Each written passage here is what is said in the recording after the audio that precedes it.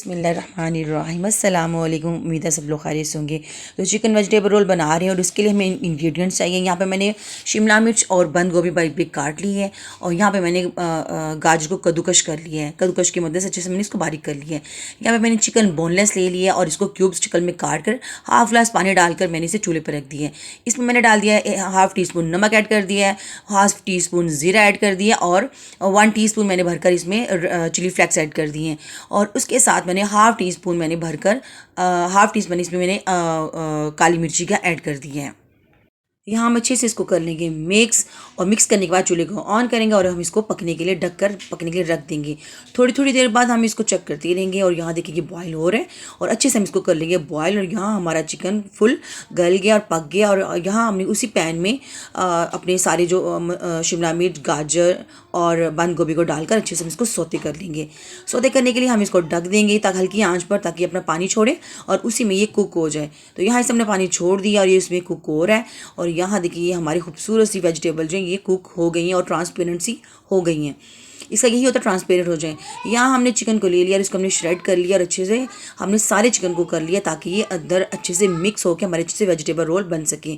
यहाँ हमारी जो सब्जियाँ हैं इसको हमने अच्छे से सोते कर लिया था और इसी के अंदर अपने चिकन को डाल देंगे। और चिकन को डालने के बाद हम अच्छे से इसको मिक्स कर लेंगे। हमने इसमें मसाले तो सारे ऐड कर दिए थे लेकिन नमक हमने थोड़ा कम रखा था, तो नमक हम थोड़ा सा इसके अंदर और ऐड कर देंगे।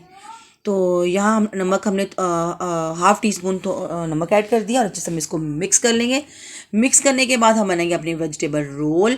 तो रोल बनाने के लिए हमने पट्टी ले ली है। पट्टी को हम चौरस पट्टी को एक कोना अपनी तरफ कर लेंगे, ठीक है, अपनी साइड पर।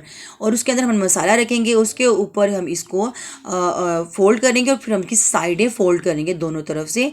और फोल्ड करने के बाद हम इसको आगे ले जाएंगे और फिर बाकी की जो पट्टी बचेगी उसके ऊपर हम पानी लगा लेंगे। अच्छे से पानी लगाएंगे और अच्छे से इसको फोल्ड करेंगे। और यहाँ देखिए खूबसूरत सा हमारा वेजिटेबल रोल बनकर रेडी है। और इसी तरह मैंने सारे रोल बना लिए थे और ये मेरे सारे रोल बनकर हो गए हैं तैयार। और अब हम इनको करेंगे अच्छे से हम फ्राई। तो फ्राई कैसे करेंगे? फ्राई करने के लिए हमने फ्राई पैन को, कढ़ाई को अच्छे से तेल डाल के गर्म कर लिया और उसके अंदर हम अपने 1 बाय 1 इसके अंदर हम अपने रोल डालते जाएंगे।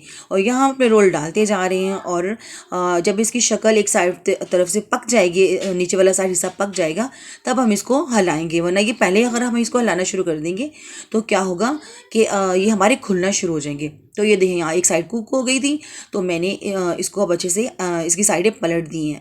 इसी तरह हम थोड़ी थोड़ी देर बाद इसकी साइडों को पलटते रहेंगे ताकि हम खूबसूरत सा अच्छा सा गोल्डन कलर आए और ख़ूबसूरत और क्रिस्पी से बने।